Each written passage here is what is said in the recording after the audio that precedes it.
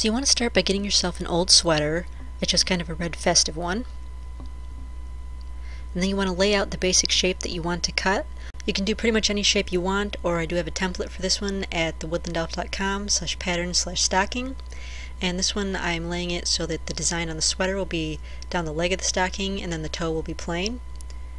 So you want to cut through both layers of your sweater, the top and the bottom. Those will be the two layers of your stocking. So you just go around cutting out your pattern. The sweater cutting is kind of hard, but you just want to keep it as even as you can.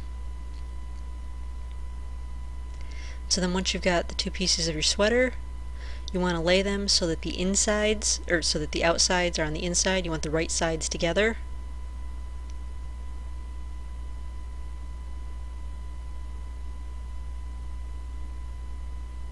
You just want to lay them out so all the edges are even. And you want to sew all the way around the edge of it, leaving just the top open. And so when you're sewing sweaters, it's easier if you sew in far enough so that the entire presser foot can be on the sweater material. So here it is once it's sewn. And there's the side with the sweater design on it. And then you want to zigzag stitch all the way around it.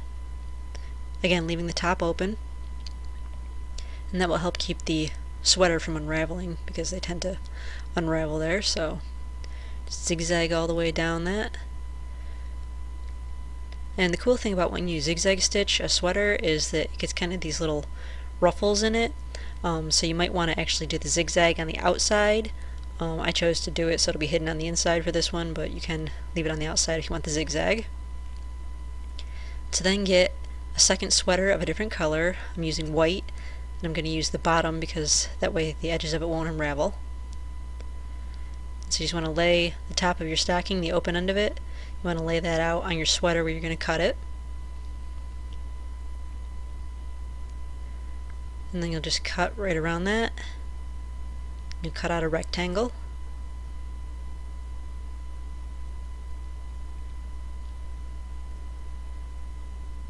And so then you'll just sew down the sides of both of those pieces of sweater, just like that. Again, doing the zigzag as well. And so then, if you're doing it the same way that I am, just turn your sweater right side out, your sweater stocking. You probably have to scrunch it out a little bit in the feet.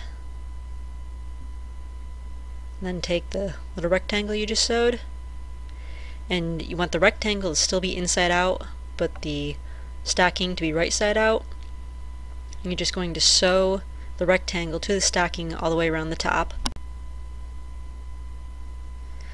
So once you've got that sewn, then you can just fold the top down, and that'll hide all the seams right on the inside. So you just want to fold that down and kind of fluff it out a little bit so that it lays flat on the stocking.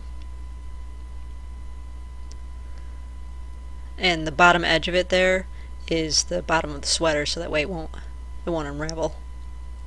And so then to finish it, you can just take some puffy paint and write either Merry Christmas or a holiday greeting or someone's name on it.